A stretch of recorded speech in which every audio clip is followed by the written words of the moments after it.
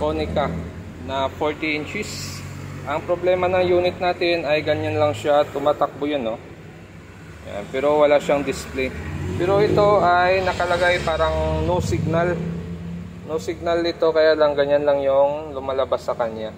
Pag ganito ang problema, minsan yan, missing yung supply sa ating side cope. Yun, no? Dumadami na sila. So try natin kung makuha pa sa repair. Kung good pa yung side cope nito, pwede pa siyang i-bypass, ay nagagawa pa. Pero pag sunog na yung cope nito at hindi na kaya i-bypass, so negative na sa repair. So try na lang natin, at kung bago lang kayo sa aking channel, huwag kalimutan mag-subscribe. Ito yung mainboard, tapos gamit na panel ay ganito naman, Panda.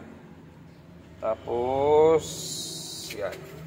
So ang problema ng unit natin ay parang kulang sa supply sa side cope niya. So gagawin natin diyan, check natin yung DC to DC natin.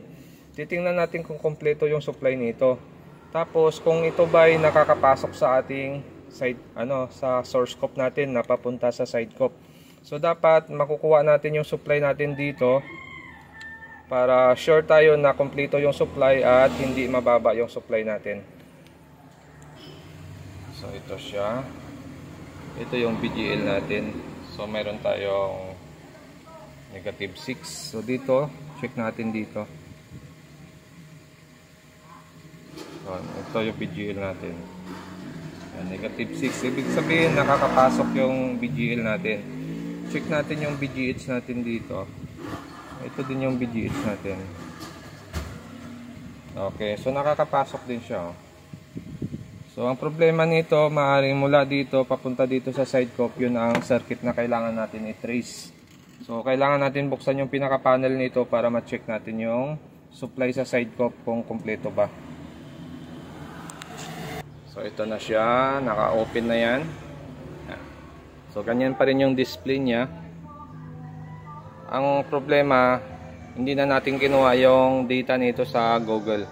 So malalaman mo naman kung saan yung BGH, saan yung BGL. Basta wag mo lang i-cut yung circuit. Pero pag kinat mo yung circuit, medyo mahirap kapain. Pero kagaya nito, hindi naman kinat yung circuit. Kumbaga, hahanapin mo lang kung saan yung BGH. Ay konting ideya lang sa mga newbie na hindi pa kabisado yung circuit ng BGH, BGL na papasok sa side cope. Para matrace mo yung missing supply sa dalawa na yan. Kung mayroon siyang BGH, minsan ang missing ay BGL. Pero kung mayroon siyang BGL, ang missing BGH, yun, medyo madali siyang hanapin. Kasi gagawin mo lang dyan, hahanapin mo lang yung BGL, tapos i-compare mo yung BGL na mataas saka yung BGL na mababa. Kagaya nito. Ito yung may test point na natin, nilagyan na natin ng test point ay negative 1, ano? So magtataka ka bakit pumasok yung negative 1 dyan. Tapos ito naman yung ating BGL. Ang supply naman yan ay negative 6. So ito yung negative 6 natin sa taas at ito yung negative 1 natin. So yung dalawang circuit na yan, madalas laging magkasama yan. Mapapansin mo silang dalawa dahil magtataka ka dyan.